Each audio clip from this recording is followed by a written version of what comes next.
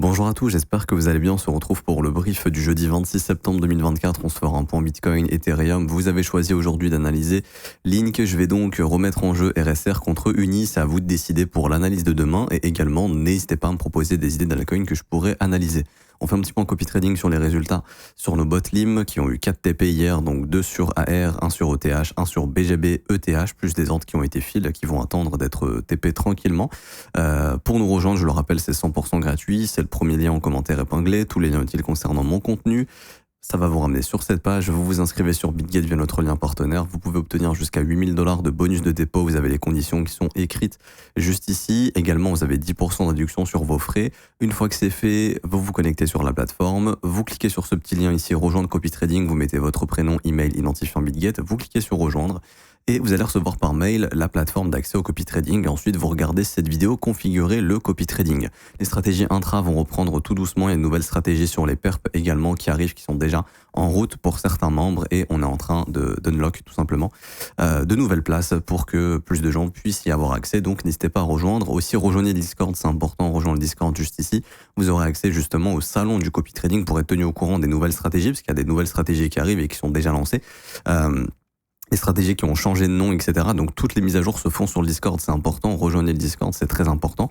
Vous avez aussi les témoignages copy trading des membres justement qui partagent leurs gains, etc., etc. Donc ici tout est transparent, même dans le Discord, tout le monde échange, etc.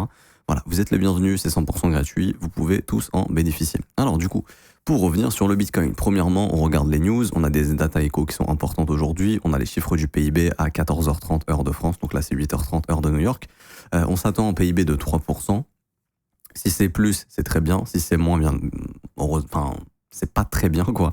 Donc, le marché va le pricer, ça, bien évidemment, ce PIB. Si on est sous 3%, allez, si on est à 2,9, 2,8, je pense pas que ce sera la fin du monde. Allez, peut-être un petit dip, mais rien de très dramatique, probablement. Par contre, si on est bien en dessous des 3%, imaginons 2,5, là, le narratif récession va reprendre, ok. Les investisseurs vont peut-être se dire, ok, bon, la Fed a baissé de 50 points, il y a un PIB à 2,5, ok, est-ce que ça pue pas une récession, ça, ou une économie en difficulté? Donc automatiquement, les assets à risque vont le pricer. Si on est au-dessus de 3%, imaginons 3,5 ou même 3, enfin même 3 c'est bien, 3,1, 3,2, peu importe, très positif, ça montre que le PIB reste fort et que, en théorie, pour l'instant, l'économie reste croissante, il n'y a pas de souci à ce niveau-là. Les inscriptions au chômage également, bien évidemment, à surveiller, puisque ces inscriptions au chômage, pour moi, c'est pas très grave si par exemple là on annonce 224 000, qu'on est à 230, 240 ou à 220, 210 par exemple. Ce qui serait grave, c'est un gros décalage. Par exemple, genre 300 000, un chiffre vraiment qui est pas du tout attendu. Là, ok, il y aurait un rebond dans les inscriptions au chômage et donc ça serait pas exceptionnel. Vous voyez, depuis début 2024, là ça augmente beaucoup. En 2023, on a eu des pics. Là, en 2024, on est en train de remonter. Donc franchement, c'est pas dramatique, hein, je veux dire. Là, le chômage est en train de consolider, si on peut dire ça comme ça. Ce qui commencerait à être grave vraiment, et je pense qu'il va falloir y prêter attention, c'est si on passe au-dessus des 260 durablement. Par exemple, si des datas au-dessus de 260, ça devient la moyenne. Là, la moyenne, elle est plutôt autour des 220. Une moyenne au-dessus de 260, là, ça poserait problème.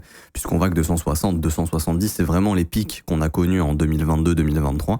S'installer au-dessus de ces pics-là, ça voudrait dire que oui, il y a vraiment bel et bien une augmentation dans les inscriptions au chômage et que automatiquement, ça va se répercuter dans l'économie et dans le marché du travail. Donc là, pour l'instant, ça aussi, rien de dramatique ici. Speech de Powell, bien sûr, donc 15h20.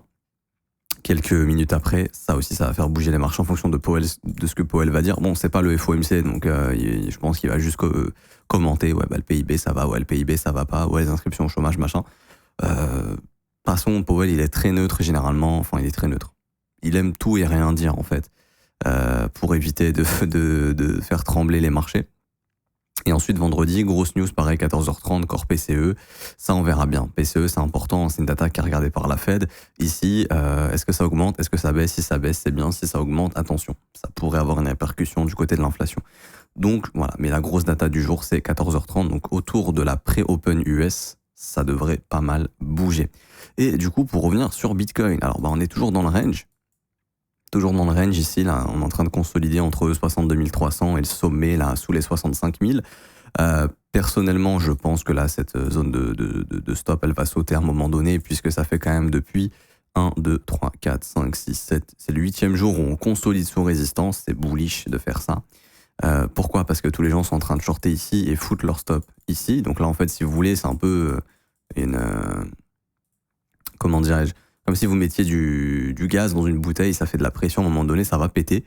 Et quand ça va péter, ça va faire bien évidemment, hop, pouf, ici la prise des stops. Ok, c'est une opération rentable pour des exchanges, par exemple, d'un point de vue market making également, pour venir déclencher du stop. Ok, ça déclenche des ordres et donc ça, simplement, le marché peut trouver de la contrepartie derrière tout ça. Par exemple, de gros poissons, s'ils veulent prendre des bénéfices, ils vont pouvoir le faire sur cette prise de stop. Ok. Ce qui est important, c'est après, c'est est-ce qu'on accepte ou pas au-dessus de cette zone. Parce qu'une fois qu'on est là, il faut se dire que tous les vendeurs depuis le 25 août sont out. Ok. Et la suite, c'est est-ce qu'il y a encore du jus pour aller chercher plus haut. Par exemple, la prochaine zone de stop à 70 100. Le marché est peut-être en train de devenir lourd. Ça, on le verra, bien évidemment. Ça, c'est bullish. Ok. Direction la TH. Par contre, si on fait ça et qu'on réintègre, là, il n'y a plus rien de bullish ici. Ça voudrait dire, ok, on est venu prendre vos stops. Merci, au revoir. Maintenant, on s'attaque aux acheteurs. Zone de stop ici. Imbalance juste là. Ah, ça tient pas ici. Ok, on va chercher plus bas. Zone de stop ici, etc., etc. Ok, c'est comme ça que fonctionne le marché. Et du coup, quand on regarde un petit peu les datas au niveau des open interest, on se rend compte que le marché des alts, par exemple, est plus leveragé. Donc, les gens ont plus d'argent en contrat dérivé sur les altcoins avec du levier que lorsqu'on était en juillet à 70 000 $. Pourquoi? Parce qu'ici, il y a le open interest par market cap ratio et l'open interest divisé par le market cap est plus important ici. Donc les gens sont plus là pour les gens, il y a un record de leverage depuis à peu près juin 2024. Les gens sont très leveragés sur les alts. Également pendant la consolidation du Bitcoin, ici où le Bitcoin il consolide sous résistance avant d'aller chercher les stops qui sont accumulés juste ici. Vous voyez, là, on est en train de consolider sous la résistance. Les gens sont en train, justement, d'aller se leverager sur les alts parce que Bitcoin ne bouge pas trop. Et là, on a une hausse d'open interest sur le marché des altcoins pendant que Bitcoin consolide. Par exemple, c'était la même chose ici. Là, le Bitcoin consolidé, bam, les gens sont partis se leverager sur les alts et ensuite, il y a eu le retournement du BTC. Donc, si le marché des alts vient lourd et qu'il y a de l'intérêt à aller liquider des gens sur les altcoins, ça poussera Bitcoin au sud pour aller faire cette liquidation. Ok? Parce qu'en fait, il faut bien comprendre qu'il y a le 5 août, on était à 7 milliards d'open interest sur les altcoins, 7,4 milliards. Là, on est revenu à 13 milliards 400 millions. Donc, on a une hausse du leverage de quasiment 100% ici.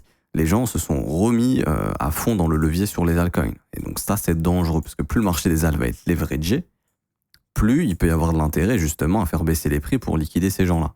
Donc, ça, il faudra y prêter attention et y faire attention. Ça ne veut pas dire qu'on va baisser à cause de ça, mais à un moment donné, il y aura un dip en fait juste pour déjà faire baisser l'open interest des alts. Et il faut s'y préparer. Là, je m'adresse plutôt à ceux qui sont leveragés sur les alts. Si vous êtes investi en spot, vous en avez rien à foutre. Vous risquez pas la liquidation. Là, je m'adresse plutôt à des gens qui prennent du risque à levier sur les altcoins et qui ne savent pas trop gérer leur risque, qui ne savent pas comment utiliser le levier. D'ailleurs, je vous ai fait un tuto là-dessus. Juste ici, tutoriel Future Edge, comment bien utiliser le levier justement pour pas se faire liquider. Et donc ici, à un moment donné, là vous verrez probablement, il y aura, donc peu importe, là je décide n'importe quoi, on s'en fout, il y aura à un moment donné un dip qui viendra liquider ces gens et là vous verrez l'open interest faire paf, comme ça, ok? C'est normal, c'est une opération complètement normale. Enfin bref, parenthèse fermée.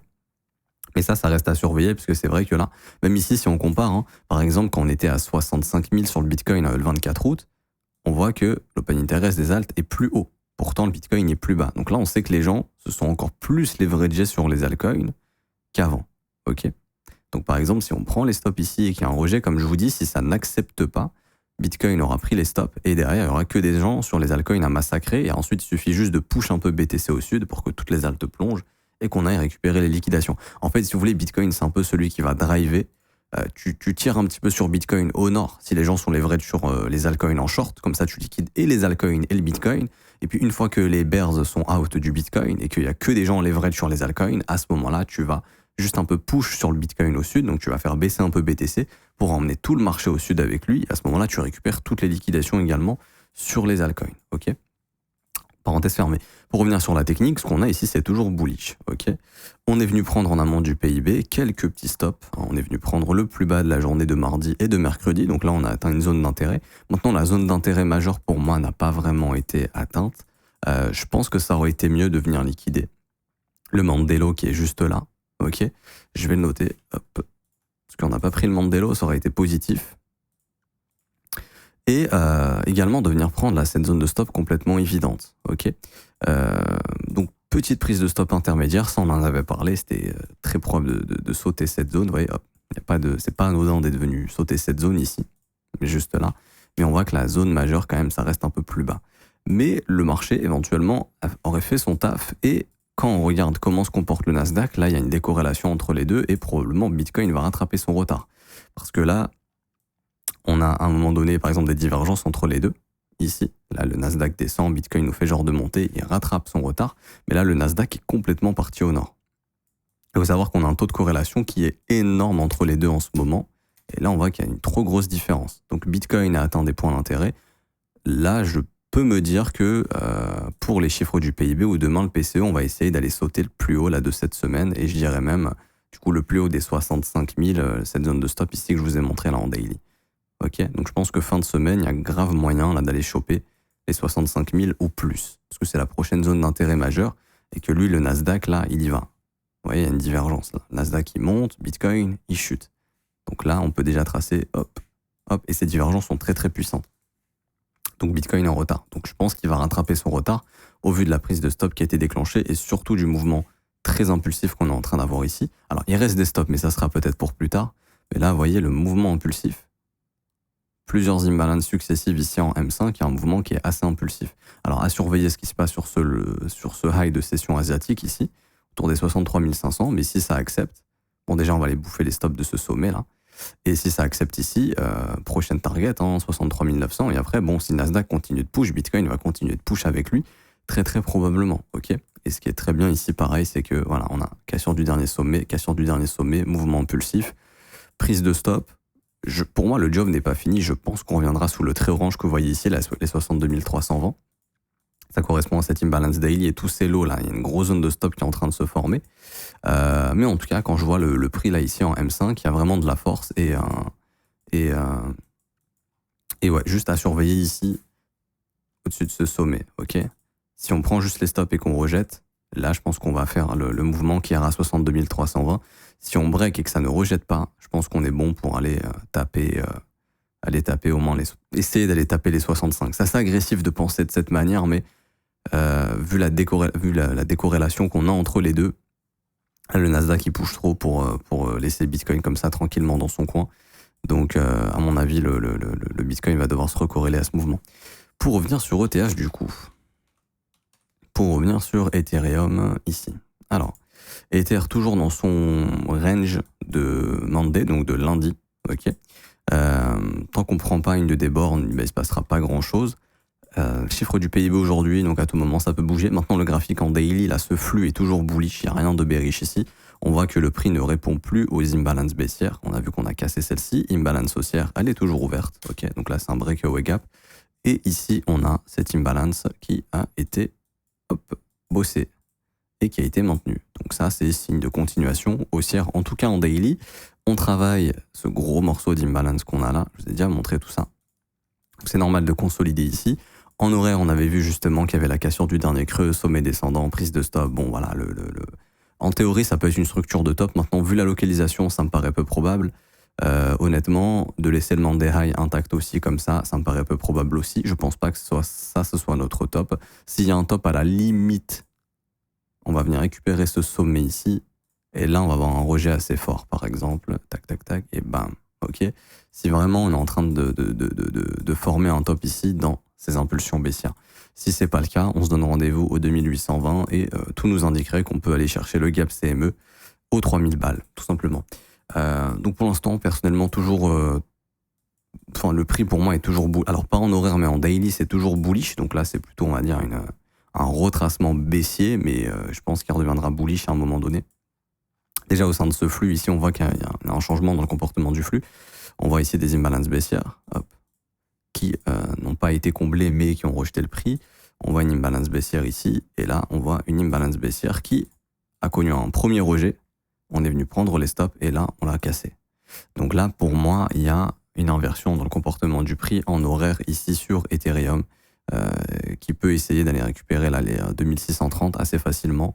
Et puis pourquoi pas aller s'occuper aussi des 2702, le fameux Monday High, sachant que Bitcoin, alors pour moi Bitcoin n'a pas fini le job, je pense qu'il reviendra sous les 62 002, mais on dirait plus que là, on essaye de se diriger vers les 65 000 et de se recorréler, bien évidemment, au Nasdaq. J'ai pas plus de choses à dire sur ETH. Pour moi, juste surveiller cette candle range ici. Ce qui serait le mieux, bien sûr, c'est de prendre le Mandelo et boum, de faire ça. Si on prend le Monday High et que là, il y a un rejet, attendez-vous éventuellement à ce que le marché ait formé un top. Ici, en tout cas, il faudrait être très attentif à ce qui se passe à cette prise de sommet ici, parce que si ça opère un rejet assez fort, ça pourrait valider un sommet, surtout si Bitcoin va chercher les 65 000, 66 et puis se fait rejeter fortement.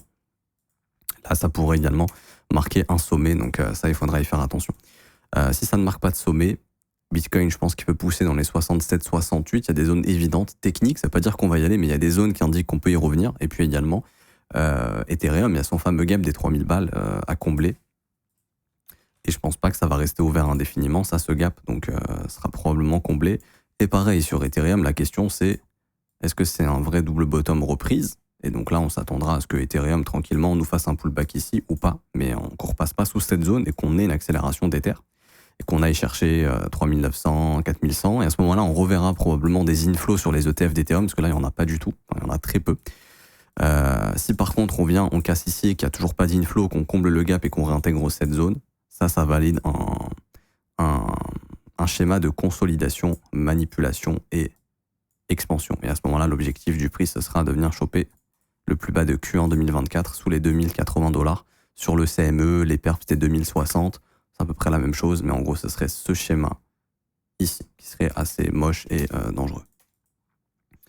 Donc, on est bon, pour ma part. Je vous montre rapidement le Nasdaq, mais vite fait.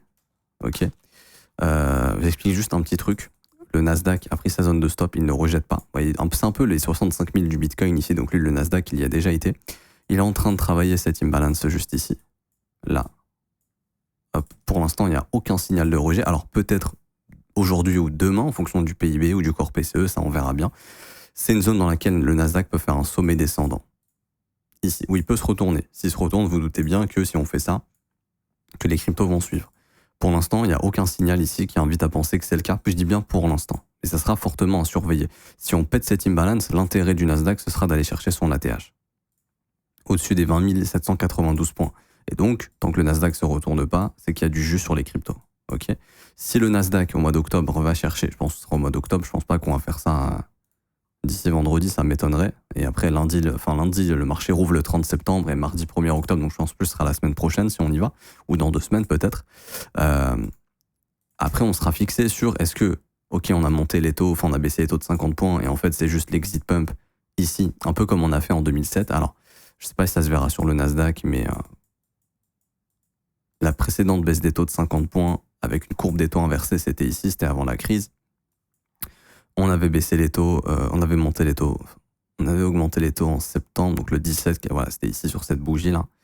Et alors ça se verra plus sur le SP500. Ça se verra plus sur le SP500, et c'est même lui qui est intéressant. Oups, faut que j'apprenne à écrire. Là vraiment c'est super important, SPX, pardon. Hop. Là, vous voyez, on a augmenté les taux le 18 septembre, c'était ici, là. Ok, ça nous a permis de venir déclencher cette zone. Et là, on est au-dessus des sommets, de tous les stops de tout le monde. Si on va, je dis pas que ça va se reproduire, mais c'est un scénario à surveiller, bien évidemment. Je dis ça pour vous, d'opérer, enfin de bien surveiller ce comportement du prix, parce que ça peut réarriver éventuellement. On espère que ce ne sera pas le cas, mais voilà, faut s'y préparer si jamais c'est le cas. Vous voyez, il y avait cette zone de stop là, donc c'était le sommet de juillet. On a augmenté les taux, donc sur cette grosse bougie verte là, ça c'était la baisse des taux de 50 points, quand la courbe des taux était inversée, donc avant la crise de 2008. Et ici, le marché est venu faire quoi? Il est venu au mois d'octobre venir bouffer tous les stops et ensuite, bam, le reverse. Ici. Vous voyez? Donc on a fait croire que tout allait bien, il y a eu un fake move d'à peu près de 3 semaines, et puis ensuite, bam, on a pris tout le monde à contre-pied. Là, il faut se dire que les bears sont out du marché sur le SP500. Après, c'est un bull market. Donc, le marché enchaîne les sommets, ça, il n'y a pas de problème. Mais c'est au-dessus des sommets, ici, qu'est-ce qui se passe? Est-ce qu'on est dans le même scénario? Octobre. Et ici, on se bouffe le reverse ou pas? Ou est-ce que les élections vont nous donner un gros rallye en attendant le sell de news qui sera justement la résolution des élections avant de déclencher éventuellement un retracement? Ça, il faudra surveiller. Pourquoi je vous parle de tout ça? Parce que le dollar index, pour moi, est pas loin de former est pas loin d'une localisation de bottom. Je pense que sur le dollar, il lui reste encore quelques pourcents de baisse, peut-être 2-3% grand max. et qu'à un moment donné, à force de tirer comme ça sur le dollar, je pense qu'à un moment donné, il va finir par prendre à contre-pied tout le monde. Et c'est ce mouvement de contre-pied ici qui m'inquiète sur les assets à risque. Je pense que là, on a une course contre la montre avant que le dollar se réveille. Et c'est pour ça qu'il faut vraiment en profiter sur les cryptos et sur les assets à risque. Voilà, je vous ferai une analyse du dollar demain. Sinon, la vidéo va durer 3 plombes et c'est pas passé grand-chose. Mais demain, je vous ferai une analyse du dollar. Mais voilà, je voulais vous reparler du SP500, du Nasdaq, etc. Vous devez bien comprendre que on est dans un bull market encore sur ces assets-là, mais qu'il faut bien surveiller ce qui se passe au-dessus des sommets parce que c'est un peu comme le Bitcoin. Lorsqu'il est venu bouffer les stops ici, on va retourner chez Binance. Lorsqu'il est venu bouffer tous les stops en 2021, 2022, ici, là, avant qu'on augmente les taux, on s'est assuré de sortir tous les bears avant de lancer un mouvement baissier. Ça pourrait être la même chose sur les indices. Donc ça, il faut faire attention, parce que le Nasdaq, il n'a pas encore atteint son ATH, et si on veut sortir tous les vendeurs avant de faire éventuellement un mouvement baissier, c'est-à-dire que le Nasdaq, il se dirige vers un ATH. Donc ça, et après, s'il se retourne après son ATH, ça sera important, parce que ça peut impacter les assets à risque, sachant que le dollar est peut-être pas loin de trouver un bottom. Mais en tout cas, pour l'instant, Bitcoin, Nasdaq, S&P 500, c'est toujours bullish, il n'y a pas de souci à ce niveau-là. Octobre-novembre sont généralement très bullish pour les cryptos. Les élections sont très souvent bullish également pour les marchés. C'est très rare de voir le marché baisser pendant les élections, hors période de crise. 2000-2008, par exemple, ça baissait pendant les élections, mais c'était en période de crise. Est-ce qu'il y aura une crise cette fois-ci pendant les élections ? D'après les datas économiques qu'on a, non, pas forcément. Donc on pourrait s'attendre à des élections bullish et donc à une baisse du dollar encore jusqu'à ces baisses d'élections et peut-être le retournement des assets à risque après. Ce qui nous laisserait le temps d'avoir un octobre-novembre éventuellement bullish, peut-être même jusqu'à décembre sur les crypto-monnaies.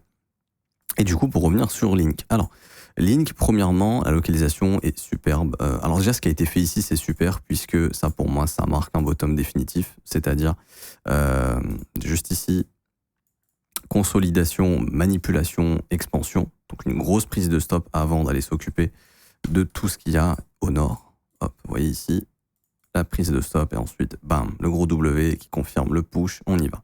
Ok, le prix laisse des imbalances vectorielles juste ici. Ça, on en a parlé, serait probablement comblé. Je vous mets toute la zone d'extension. Regardez comment c'est précis. Le prix est venu combler quasiment à 100% toute cette zone là. Et on est revenu chercher les swing high juste ici. Et ce qu'on appelle également le petit wake-off check qu'on avait là. Donc là, ça c'était, j'en avais déjà parlé à l'époque, mais glisser des buy limits ici sur Link, si vous aviez des convictions haussières, c'était très intéressant. On y est revenu. Et là, ce qui est en train de faire le prix dans cette impulsion haussière, qui a été contrôlée clairement par les acheteurs, on voit qu'on a un double bottom qui est en train de se former, qui pourrait mettre fin à ce mouvement baissier. Ce qu'il faut, c'est que Link s'affranchit, ce sera plus français, qu'on ait ici une cassure de ce corps et qu'on reste au-dessus. Il faut surtout pas réintégrer. Ça, c'est votre signal. Si Link casse comme ça, déjà là, il est possible d'entrer si vous êtes bullish. C'est possible d'acheter avant de péter la résistance. Alors, le conseil numéro 1, c'est de ne jamais acheter sous résistance. Je peux être potentiellement d'accord. Mais ce qu'il faut comprendre, c'est que à un moment donné, si ça pète, ça peut partir fort et ça peut ne pas revenir et ne pas vous exécuter. Donc pour ceux qui ont des convictions, je peux comprendre quelqu'un qui va acheter sous résistance. Okay, sachant que très généralement, plus ça consolide sous une résistance, plus c'est amené à péter. Ça fait quand même quelques semaines là qu'on est en train de consolider sous la résistance. Je pense qu'à un moment donné, ça va péter. Vu l'environnement favorable dans lequel on est corrélé aux indices, les indices augmentent, le dollar baisse. En théorie, octobre-novembre, c'est plutôt généralement bullish. Ça pourrait justifier un push ici assez violent. Alors, et confirmer un bottom. En tout cas, cette structure, c'est très souvent une structure de bottom. On voit qu'en corps de chandelle, on n'est pas venu close sous les 10,20$. Ici, ni sous les 9,90$. Donc là, il y a vraiment deux zones très défendues. Je pense que ça a acheté un maximum ici. En tout cas, ça ressemble éventuellement à un bottom qui se pose où on est prêt pour faire la seconde jambe du rallye. Alors, on va prendre des extensions premièrement. Ici, type AB égale CD. Ça nous donnerait des objectifs. Au-dessus du sommet ici du mois de mars, autour des 26$. Ce sera un objectif cohérent.